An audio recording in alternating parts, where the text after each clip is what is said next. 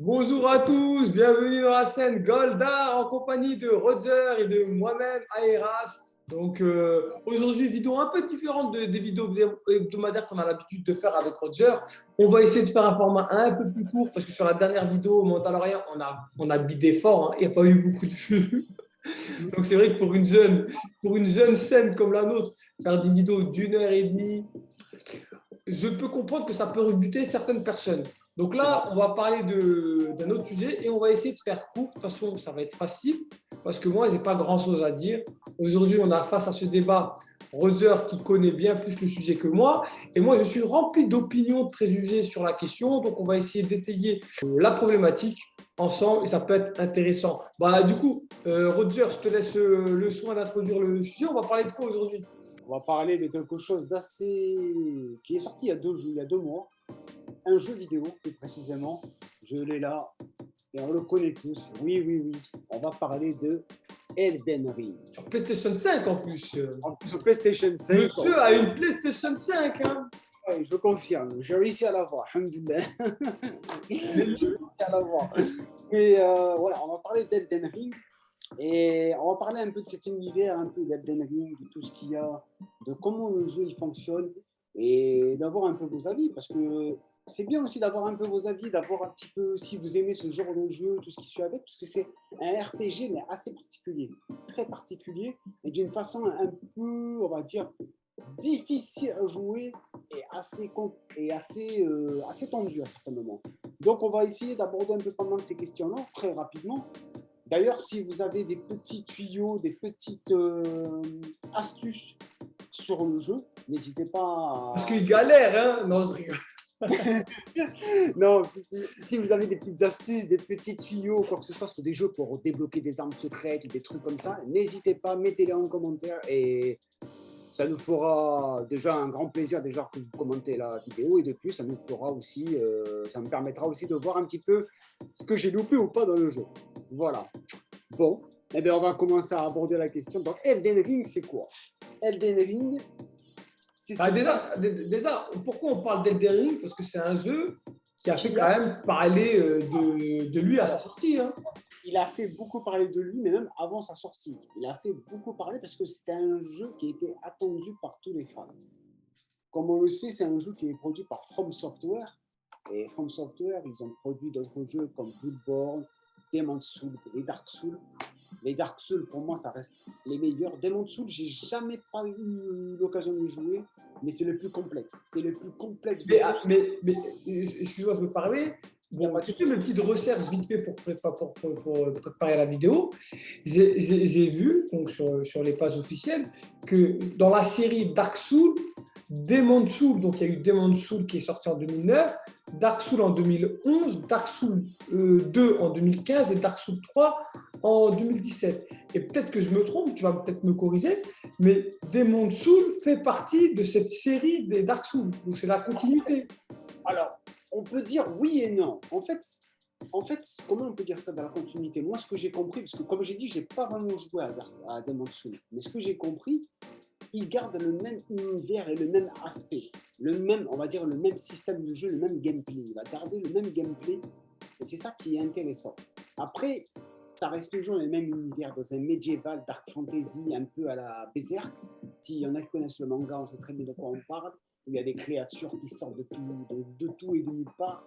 On est un jeune chasseur qui, nous, on recherche des questions, on est en quête d'une quête pour rechercher quelque chose. Et chaque jeu a sa partie histoire. Donc Demon's Souls, c'est plus basé sur les démons. Je crois que c'est un truc comme ça. Corrigez-moi si je me trompe. Dark Souls, c'est axé beaucoup sur des dragons, sur une histoire de dragons. Il y a une continuité assez intéressante. Bloodborne, qui fait partie aussi de ces jeux-là un peu assez coriaces. Ça fait partie, pareil, de Dark Fantasy et tout. Mais on va plus parler d'un aspect avec une espèce d'histoire de sang. Il y a une espèce de sang, d'expérience qui a été fait dans un village un peu perdu. D'ailleurs, les villages, ils sont un peu inspirés des villages médiévaux allemands, autrichiens, etc. de l'époque. Et il y a aussi d'autres jeux comme Nioh, ou Sekiro, pardon, Sekiro, qui est un jeu de samouraï pareil, avec pareil de la fantasy, etc. Et le dernier, Elden Ring, qui est sorti en 2022 et qui est un peu inspiré un peu de tout, mais qui est vraiment sur de la dark fantasy. Et d'ailleurs, il y a pas mal de petits clins d'œil, mais on en parlera tout à l'heure très rapidement. Voilà. Donc, pour faire le point rapidement, les jeux que tu viens de citer, ce sont des jeux qui ont été développés par le studio From Software, qui est un studio japonais. C'est un studio japonais Voilà. qui ont déjà produit d'autres jeux auparavant. Voilà. Qui a été Mais, ouais. mais moi, après, les autres jeux que tu as cités, je les connais pas, tu vois. Mais je vais rester sur la série Dark Souls. Parce que la série Dark Souls, elle est intéressante parce qu'elle a été développée par le Hidetaka Miyazaki, qui est en fait le développeur, en fait, le collaborateur qui a conçu à la fois Dark Souls et Elden Ring. C'est le même type. C'est le même type. Mais moi, ce que je voulais savoir, bon, Demon's Souls, bon, on ne va pas se prononcer sur Demon's Souls parce qu'il n'y a pas trop joué et moi, je ne le connais pas du tout. Mais est-ce qu'entre Dark Souls 1, 2 et 3, est-ce qu'il y a une suite ou il n'y a pas de suite, tu peux. Je veux dire, tu sais, souvent dans les jeux, quand tu as des déclinaisons, un numéro 1, un numéro 2, un numéro 3, souvent tu reprends là où le dernier s'est arrêté, tu vois. Ouais. Alors, sur ça aussi, j'allais y venir. L'intérêt de ces jeux, en fait, comme je parle de RPG, on est sur des jeux très, très, très particuliers. Donc déjà, c'est un RPG, donc on a un personnage de base qu'on va faire évoluer, qui va devenir puissant, etc., dans un univers assez coriace. La partie historique du jeu, et c'est là que ça devient intéressant, c'est à nous de comprendre un petit peu. En fait, il ne va pas avoir de... On va nous raconter une histoire au début, on va nous dire, dans telle époque, il y a eu telle chose, telle chose, telle chose. Mais la suite, c'est à nous de comprendre un petit peu. C'est-à-dire qu'on va, par exemple, je vais dans ma quête, c'est un monde ouvert, je vais marcher, je vais voir un parchemin, il y a des anciens parchemins qui vont décrire une histoire qui a pu se passer ou des choses, des petits parties qu'on va avoir. Et c'est à partir de nous, moi ce que j'avais compris, c'est ça aussi, c'est ça qui me bien dans ce genre de jeu. C'est là qu'on commence à se faire notre propre histoire et de comprendre un petit peu plus l'histoire, de se dire, ah oui, mais en fait, il y a eu ça, mais en fait, un tel, c'est ça. Et c'est ça que j'aime bien, moi. C'est vraiment un jeu de quête. On est vraiment cette partie-là. C'est pas genre un jeu à la, je donne un exemple, un RPG classique que tout le monde connaît, Final Fantasy, on connaît l'histoire, il y a un prince, il essaie de libérer la princesse, ou je sais pas. Ouais, et dans le 2, soit tu joues son fils, soit tu joues le même personnage qui a grandi, ça se passe 2 ans après. Là, c'est pas aussi clair que ça. Pas aussi. Là, on est vraiment sur une partie, on va dire, historique, à essayer de comprendre. Mais oui, mais c'est quoi? Mais pourquoi on parle de ça? Ah oui, mais il y a ça. Mais c'est un truc de fou. Et d'ailleurs, c'est vrai que ça fait partie de ces jeux-là où il n'y a pas beaucoup de dialogue non plus. Tu vois, il n'y a pas beaucoup de personnages, il n'y a pas beaucoup de personnages avec qui tu dialogues, tu vois. Exact, je confirme. Et pas beaucoup de dialogue. Et aussi, en fait, les seuls dialogues qu'on va avoir, c'est avec des commerçants ou avec des gens qui veulent nous vendre ou échanger des trucs, des petits trucs comme ça. Mais on va avoir des brefs échanges avec des personnes. Ou même avec des personnes, par exemple, si on veut de la coopération, on va avoir de la coopération dans le jeu, où on va parler avec un tel, mais vraiment de cette partie-là.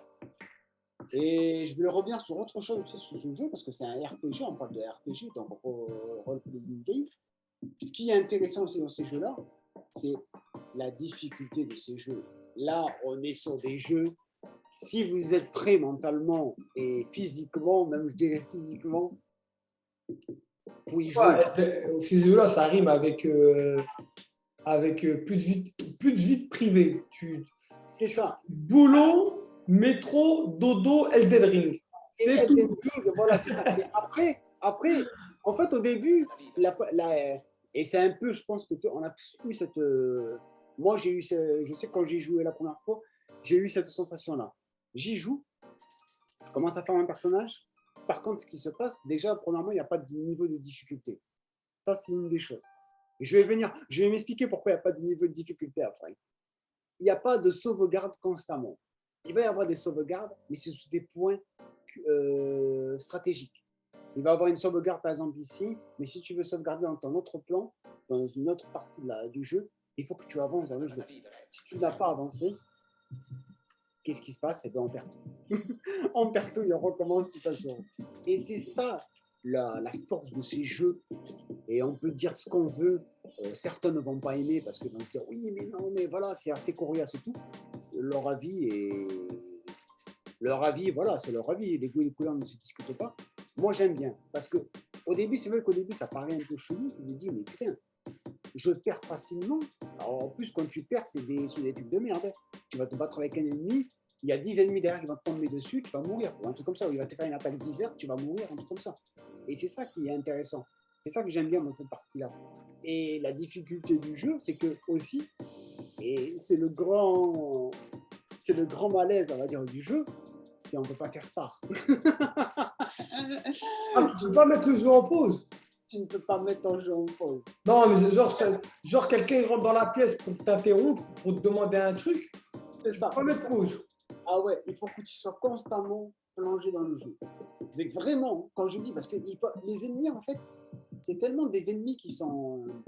Non, mais je veux dire, ce que je veux dire, tu peux mettre pause et le jeu, il est figé. Ah non, même pas. Tu vois, Même pas. Même si tu mets... Alors, il y a des astuces. Il y a des gens qui... tu te casses dans un buisson. Ouais, voilà. Ils arrivent à trouver des petits trucs pour mettre pause et tout et tout. Par exemple, sur Elden Ring, j'ai découvert qu'on pouvait faire pause. Je me dis, ah ouais, c'est pratique. En faisant une manipulation à la con. Il faut te dire, il fallait pas une manipulation. Ouais, mais sur le principe, c'est pas possible, quoi. C'est pas possible. Parce que, C'est marrant, en fait, je savais pas ça. comme il dit le développeur du jeu, il explique bien, il dit, j'ai envie de mettre le joueur dans toutes ces... Mais tu sais, c'est pas con. Quand tu vas au cinéma, tu mets pas pause.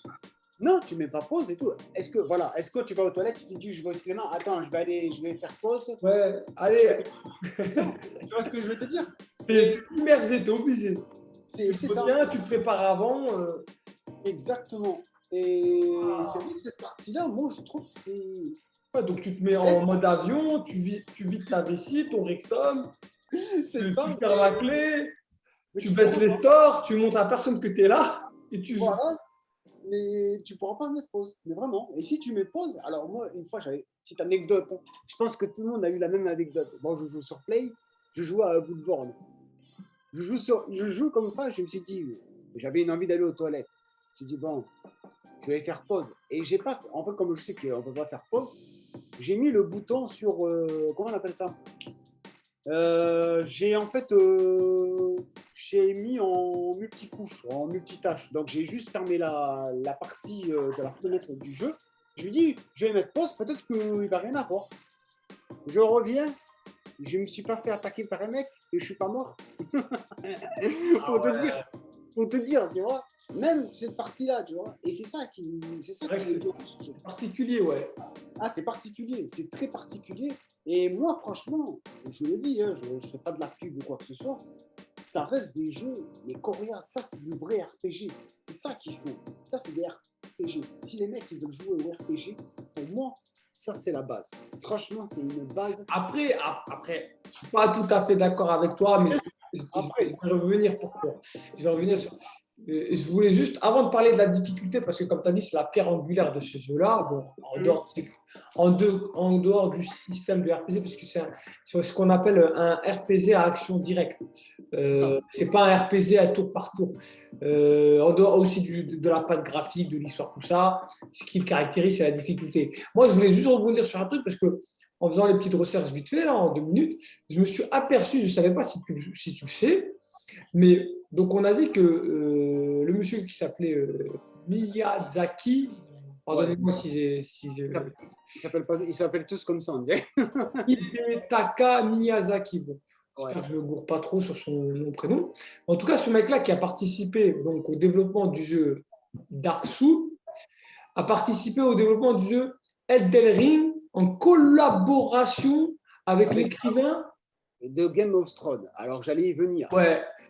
Comment il s'appelle? George R.R. Martin. Double R. Martin. Non.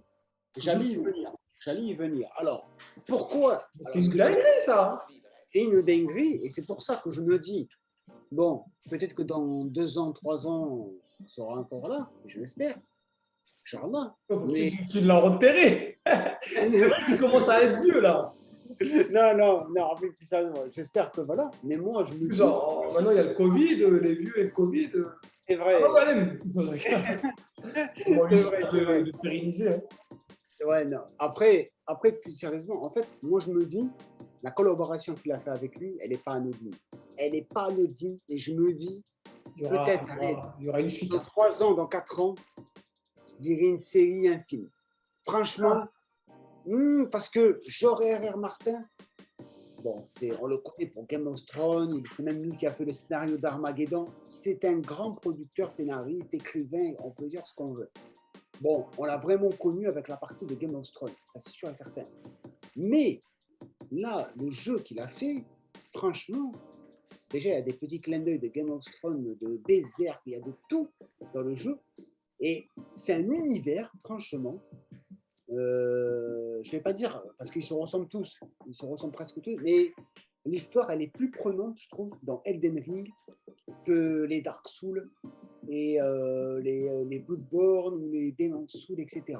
Je trouve qu'elle est beaucoup plus prenante et même beaucoup plus facile à comprendre. Parce que là, on rentre vraiment dans un univers assez particulier et tu vas apprendre des choses au fur et à mesure. Pour info, moi, j'en suis qu'encore qu'au début de Elden Ring. Bon, c'est pas, j'ai pas Ah mais conscience. attends, t'en es au début, mais tu joues beaucoup. C'est juste que toi, tu prends vraiment ton temps à explorer, à comprendre et tout. Et j'allais y venir aussi. Pourquoi je prends mon temps aussi pour y jouer T'as vraiment. raison. Hein. Bien sûr, parce que dans les autres jeux là, de Dark Souls et tout, je ne pouvais pas avancer dans le jeu. Peut-être que je me trompe. Moi, j'ai juste joué à Dark Souls 3, les 1 et le 2. J'ai joué, mais vraiment rapidement. Mais vraiment rapidement. Mais le 3, je sais que par exemple, tu ne peux pas avancer dans le jeu tant que tu n'as pas tué ce boss. Même dans Bloodborne, c'est pareil. Tant que tu n'as pas tué le boss, tu n'avanceras pas.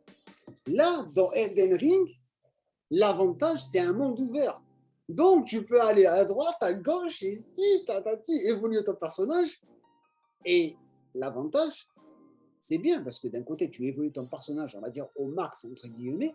T'as Et cette liberté. quand tu arrives devant un boss, je ne dis pas que tu vas réussir à le battre facilement, mais il faut, tu as quand même, on va dire, les épaules pour réussir à le maintenir. Mais il faut trouver une bonne stratégie. Ça aussi.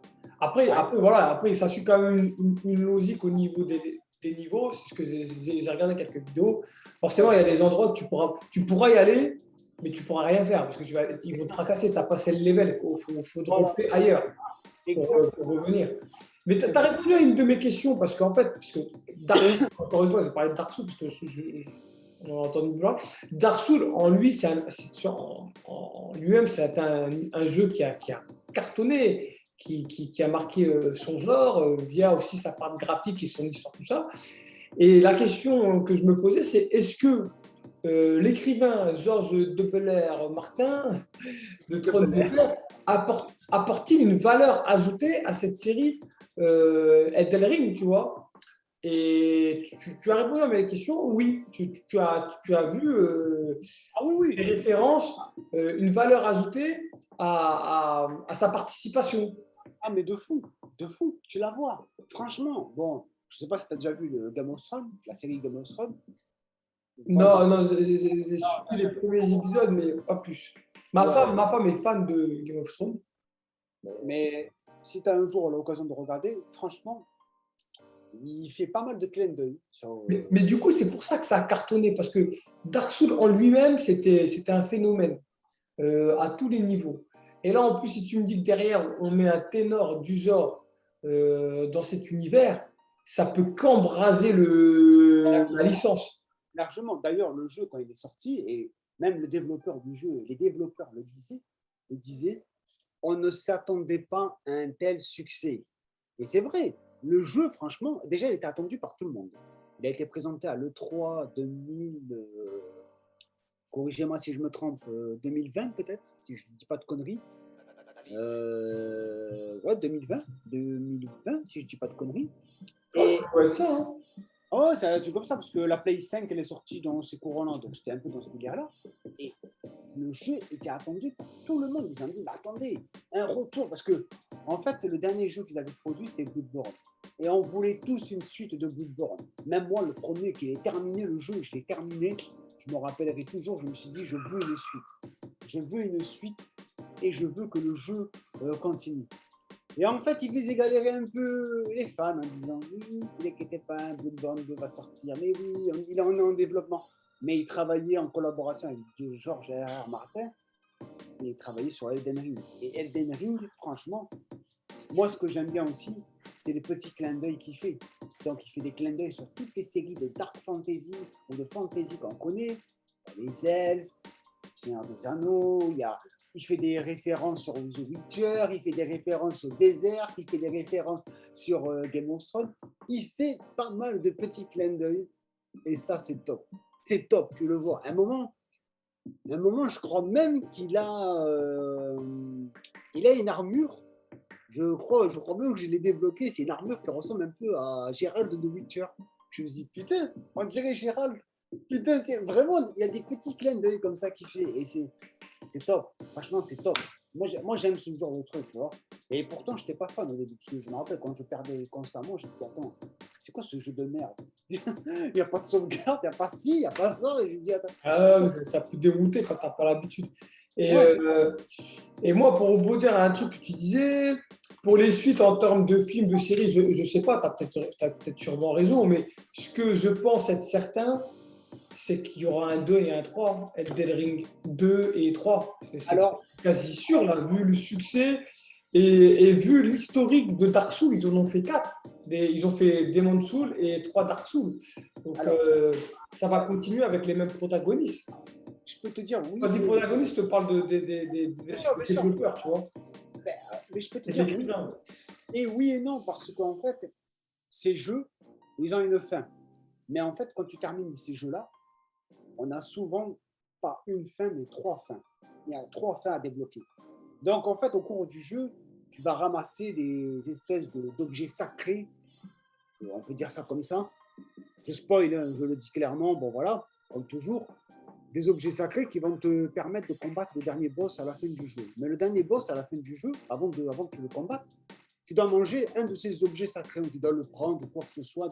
Si tu en manges un, donc il y a la première fin qui est débloquée. Si tu en manges deux, la seconde fin, je crois, est débloquée. La troisième fin est débloquée. Et en fait, ça reste sur une fin happy end. Il n'y a pas de fin en te disant. Non, mais ce que je veux dire, toi, tu ne penses pas qu'il y aura un Elden Ring 2? Je pense, moi je pense, mon avis, il pourrait avoir une Elden Ring 2. Mais Dark Souls, c'était plus ou moins pareil, les fins, si je comprends bien, c'est la même mécanique. Oui, bien sûr. Après, pour moi, il y aura forcément, après, je ne sais pas, je ne suis pas devin, Elden Ring 2 avec l'écrivain George R.R. Martin là, pour l'écriture et en collaboration avec le créateur des anciens Dark Souls pour le studio de développement From Software, le studio japonais, et qui est édité aussi par Bandai. Il y a beaucoup de Japonais là-dedans. Ah, il y a beaucoup de Japonais et un seul Américain. Cherche l'intrus. C'est donc l'auteur, l'écrivain George R. Martin, c'est un Américain, c'est ça? Un Américain, ouais, c'est un Américain. Donc je pense qu'ils ont dû travailler un peu en collaboration à distance, mais ils ont travaillé ensemble. Mais c'est un Américain. Pour te dire, c'est pour ça qu'il est assez, c'est assez surprenant. Moi, ça m'avait surpris quand j'ai entendu ça. Je me dis, attends, R.R. Martin, qui a fait le scénario du jeu, bon, c'est pas la première fois qu'il le fait, parce qu'il a déjà fait d'autres choses. Je me dis, le mec, déjà, ça veut dire qu'il a quand même des bagages, et ça veut dire que derrière, il prépare son terrain.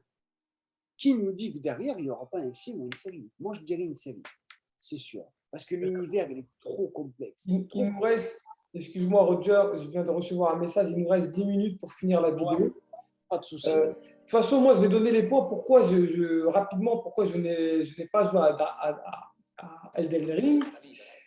Moi, c'est vrai que ce jeu m'intéresse énormément. Mais je rencontre plusieurs problèmes pour ce type de jeu. Le premier problème, c'est qu'il est sorti sur PlayStation 4 et sur PlayStation 5. Déjà, se pose la question sur quelle plateforme, sur quelle station. Est-ce que j'achète la PlayStation 5, sachant que actuellement je ne l'ai pas, ou est-ce que j'y joue sur PlayStation 4? Y a-t-il des différences graphiques, sachant que maintenant il faut passer sur les nouvelles générations. Donc c'est bien beau de continuer à acheter des jeux sur PlayStation 4, mais on sait très bien que l'avenir futur c'est la PlayStation 5. Donc tu me diras, déjà réponds-moi à cette question. Penses-tu qu'il y a de grosses différences? Est-ce que c'est préjudiciable de jouer sur PlayStation 4? Et ou est-ce que pour profiter pleinement du jeu, il faut impérativement la PlayStation 5? Je vais te dire non. C'est pas nécessaire d'avoir une PlayStation 5 parce que le jeu, il est jouable sur tout support. Et même sur PC, pour te dire. Donc, même sur PC, tu as un bon PC équipé de gamers qui suit avec. Je pense que côté graphique. Ouais, donc les retours que tu as, c'est ceux qui jouent sur PlayStation 4, ils ne sont pas déçus, ça rame pas, les graphismes restent corrects. Ouais, Donc c'est plutôt pas mal. Donc, ok. Donc, bah, après, moi, j'ai toujours ce dilemme. Je me dis, bon, quitte à jouer à la PlayStation, je préfère quand même essayer de prendre le temps et de passer à la PlayStation 5. Bon, après, ça, c'est personnel. Moi, ce qui me dérange sur ce type de jeu, c'est deux choses. C'est déjà, on vieillit, on travaille, on a moins de temps qu'avant, quand on était étudiant, quand on était encore chez nos parents. Donc, le temps, en tout cas pour ma part, le temps, il est entre guillemets précieux comme beaucoup d'entre nous. Hein. Certains d'entre nous sont même pères de famille, en couple, on travaille des 50 heures par semaine.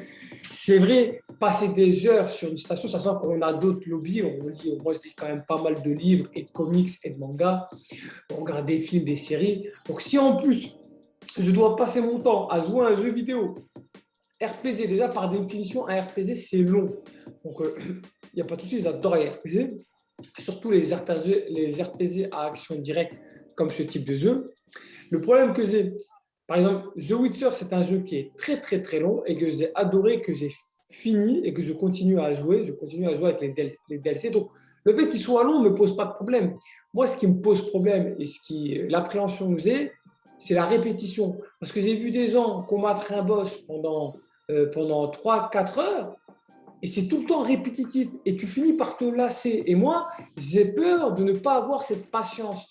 Qu'un RPG comme The Witcher, c'est long, mais c'est tout le temps différent. Bon, il y a des quêtes qui se répètent, mais en règle générale, tu fais des choses diverses et variées. Que là, me retrouver bloqué à dropper pendant des heures un boss et tout le temps faire les mêmes actions, moi, je pense que ça, c'est l'appréhension que j'ai, tu vois.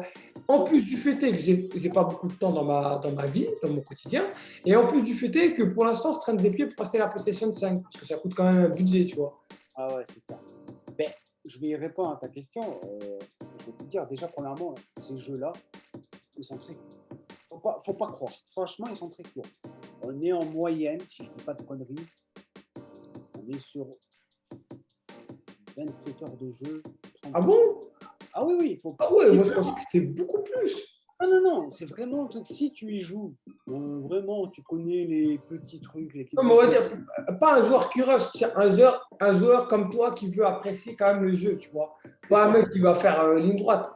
Voilà, moi je sais que j'aime bien apprécier le jeu, donc j'y joue quand j'ai l'occasion. Mais un mec qui va y passer, il va le finir. Moi, je sais qu'il y a des gens qui vont terminer en une journée. Parce que, Ouais, non, mais après, c'est comme la nana, là, quand on parlait la dernière fois, comment elle s'appelle? laquelle? La spécialiste là, qui joue le jeu en mode hard, sans armure, sans magie. Ah, la Sainte.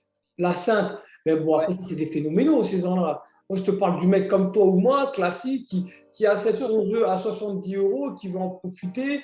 Et tu vois, voilà, un RPG, de base, c'est très long. Et en plus, là, c'est répétitif, j'ai l'impression. C'est répétitif parce qu'en fait, comme je te dis, le jeu, en fait, Mais tu me dis que c'est pas si long que ça, en fait. non, c'est pas si lent que ça. Surtout si tu connais bien les trucs et astuces des jeux, etc. Après, il y a aussi un autre truc, je vais y revenir, c'est sur les boss. Je n'en ai pas parlé des boss. Les boss, on a toujours des boss qui sont assez coriaces. Tu peux avoir un niveau level élevé, le boss, tu perdras. Parce que, en fait, pour combattre le boss, il y a une stratégie à trouver. Il y a toujours des petites. En fait, tu ne vas pas combattre le boss, foncer sur lui et lui couper les bras et tout. Non, il y a toujours une petite stratégie. Et il faut que tu arrives à esquiver ses coups, il faut que tu arrives En fait, il y a une parade à comprendre et c'est répétitif, comme tu dis, mais au final, tu te dis, ah bon, en fait de compte, j'ai réussi à revenir à bout parce que j'ai réussi à élaborer telle stratégie et tout et tout. Et c'est vrai, d'un côté, c'est pas con, c'est pas con. Mais pour répondre à ta question en général, on est vraiment, je crois, si je ne dis pas de conneries, mais on me corrigera, on est sur 27 heures, 30 heures de jeu. Elden Ring, je sais En moyenne. en moyenne. Ah ouais. Bah, tu vois. Tu vois, comme quoi, voilà, c'est pas Comme des quoi, jeux. j'avais un gros préjugé. Moi, je pensais que ce jeu nécessitait 100 heures, voire plus d'heures de jeu. Et donc, c'est pas si long. Donc, la répétition, elle n'est pas non plus si. Après, la durée d'un RPG classique. Un RPG classique, on est sur quoi, 30 heures en moyenne de jeu, il me semble. Un RPG classique, Witcher, même s'il est long, on reste sur 30 heures de jeu. Facile, hein. Franchement, il me semble, si je dis pas de conneries. Hein. Je crois que c'est un truc comme ça. Hein. Voilà. Attends, je vais regarder vite fait. Durée de jeu, RPG, classique. Ouais, après, comme tu as dit, ça dépend comment tu joues. Ça dépend vraiment. Parce que dans un RPG, si tu veux prendre, par exemple, toutes les amulettes et que le mec t'a dispersé 1000 amulettes sur toute la carte, dans des endroits introuvables, si tu veux finir le jeu à 100%, ouais, le temps, il est calculé de manière exponentielle. Hein. Après, si tu veux juste finir la carte principale, ça peut aller très, très, très vite. C'est ça. Ok. Voilà, de toute façon, moi, j'ai dit tout ce que j'avais à dire. Je pense que ce qui va se passer, c'est que dès que j'ai la PlayStation 5, ça sera un des jeux que je vais acheter obligatoirement. D'autant plus que ce qu'on n'a pas dit, c'est qu'on peut jouer en multi en plus. On peut jouer en multi, oui. Et ce qui est intéressant dans le multi, c'est que tu as d'autres joueurs. Alors, bon, il y a un abonnement à prendre. Moi, je ne suis pas fan du multijoueur, je le dis. Ah, donc il faut impérativement l'abonnement. Voilà. C'est l'abonnement PlayStation. Alors, tu peux l'avoir, l'abonnement PlayStation Plus, quand tu achètes une nouvelle PlayStation, etc. Tu l'as pendant 7 jours. Moi, je ne suis pas fan de ce genre de délire. Bon. Après, ça, c'est un autre débat. Ouais. Ça, c'est pas un abonnement dédié aux jeux, en fait. C'est un abonnement à PlayStation Plus. Je ne vois pas l'intérêt. Après, l'avantage du coopératif, c'est que tu vas avoir un joueur qui va être avec toi et qui va t'aider à combattre le boss. Ouais, même tu peux taper des barres. Franchement, quand tu joues à deux, moi, le jour où je l'achèterai, il faudra qu'on joue ensemble et je suis sûr qu'on va rigoler. Ça va être barre la langue, tu vois. Moi, j'étais en galère pour un boss, je vais fuir et tout. Moi, j'ai vu des parties à deux, les mecs, franchement, ça se tapait des barres. Mais la critique qui a été donnée, c'est que le jeu est beaucoup plus facile quand tu joues à deux parce qu'il n'y a pas de difficulté. Donc forcément, quand c'est deux fois plus facile. Et même, je trouve, après, même si j'ai du mal encore à combattre le second boss de Elden Ring, je trouve que le jeu est beaucoup plus simple que les autres précédents des autres jeux comme Dark Souls, etc. Peut-être parce que ça reste un monde ouvert. Peut-être parce que il y a cette complicité, ils ont voulu améliorer un peu les systèmes de jeu, etc. Mais je trouve qu'il est beaucoup plus simple et beaucoup plus agréable à jouer. Voilà. J'ai entendu aussi ce retour. Et petit aparté que je voulais dire avant de terminer, et ce sera ma dernière chose. Moi, j'ai acheté le coffret. Alors, il existait plusieurs éditions. Moi, j'ai acheté le coffret classique. Dans le coffret, on avait une petite enveloppe à l'intérieur, assez stylée, voilà, où il y avait des petits stickers qui sont avec, qui sont plutôt stylés, que je mettrai dans ma voiture. Reste-moi d'une minute. Deux petites cartes, des cartes et tout. Et il y a une autre édition avec la statuette de Malenia. Mais bon, pour ça, moi, ça ne m'intéressait pas. Parce que la statuette, ça coûtait un bras. J'ai pu prendre cette édition classique, ça m'intéressait plus. Voilà. Bon, tu recommandes alors? Je recommande de fou. Et tu as payé ça combien? J'ai payé ça 54 € au lieu de 60. Au lieu de... Ah bah c'est vrai, c'est tout bénef. Ah, c'est pas mal. Sans les citer, ça commence par culture et figure. Bon, désolé, on vient d'être coupé. Donc, Roger n'a pas eu le temps de finir sa phrase. Donc, excusez-nous pour des problèmes techniques. On est une petite scène qu'on fait avec les moyens du bord. Ouais, du coup, Roger, tu disais quoi? Je disais que je le recommande. Moi, j'ai acheté le petit coffret, comme je vous avais dit. Je l'ai acheté 54 €, le 69 € chez Cultura. Donc, n'hésitez pas à y aller. Il y a pas mal de petits stickers, de cartes postales. Je ne sais pas s'il est toujours d'actualité ou pas. Il y a un autre coffret en collector avec la statue de Malenia avec son épée Michaela l'amputée, je crois, un truc comme ça. Bon, là, on est sur un prix de 240 €. D'ailleurs, ils abusent un peu sur les collectors, mais voilà. J'aurais été chaud, je l'aurais pris, mais ça ne m'intéressait pas. Mais n'hésitez pas. Et voilà, c'était mon dernier mot de fin. Et j'espère que cette vidéo vous a plu. J'espère que vous avez eu du plaisir. Comme j'ai dit, likez. N'hésitez pas à commenter. Et surtout, si vous avez des astuces, des petits tuyaux, des tips pour avoir débloqué des trucs assez intéressants dans cette vidéo de Elden Ring, n'hésitez pas à nous laisser un petit commentaire. Et N'hésitez pas aussi à me donner un petit commentaire aussi de force, ça nous permettra aussi d'évoluer par la suite et de voir un petit peu comment on peut élaborer tout cela. Voilà. Je sais pas si Voilà. RH Ah, c'était tout bon pour nous. J'espère que, comme vous l'avez dit, que la vidéo vous a plu. Nous, on se donne rendez-vous à la semaine prochaine pour une nouvelle vidéo. Donc, continuez le débat en commentaire. On se fera un plaisir d'y répondre.